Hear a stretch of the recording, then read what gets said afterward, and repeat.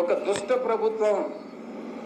ఎందుకంటే ఏమి నాకు సంబంధం లేనటువంటి విషయాల్లో నన్ను ఒక అక్యూజ్డ్గా ఇరికించి కాకినాడ సీపోర్ట్ విషయంలో కానీ, ఈ యొక్క విశాఖపట్నంలో సిట్ నా పైన ఇచ్చినటువంటి స్పెషల్ ఇన్వెస్టిగేషన్ టీం ఇచ్చినటువంటి రిపోర్ట్ కానీ, ఇవన్నీ కానీ కేర్ఫుల్గా కానీ పరిశీలించి చూస్తే చంద్రబాబు నాయుడు గారి ప్రభుత్వం పాల్పడుతున్నటువంటి కక్షపూరితమైనటువంటి చర్యలు, చంద్రబాబు నాయుడు గారి ప్రభుత్వం అన్యాయమైనటువంటి యాక్టివిటీస్ ఏదైతే ఉన్నాయో, చర్యలు ఏదైతే ఉన్నాయో, ఇవన్నీ చాలా స్పష్టంగా తెలుస్తూ ఉన్నాయి.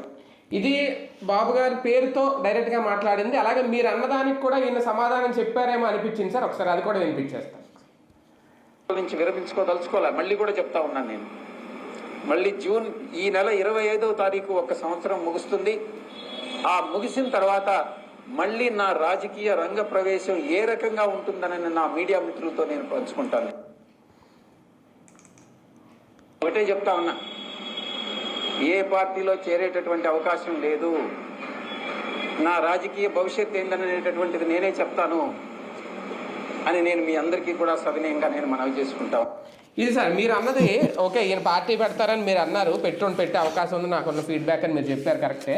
ఈయన ఇప్పుడు చెప్పిన దాంట్లో ఈ 2 బైట్స్లో లాస్ట్ 2 బైట్స్లో వినిపించింది, నేను ఏ రాజకీయ పార్టీలో చేరే అవకాశం లేదు, కానీ నేను ఖచ్చితంగా జూన్ తర్వాత రాజకీయాల్లోకి వస్తున్నాను, నా రాజకీయ భవిష్యత్తు ఏంటో నేను నిర్దేశిస్తున్నాను. అంటే దాని అర్థం ఏంటి, పార్టీ పెడతారనా లేదా?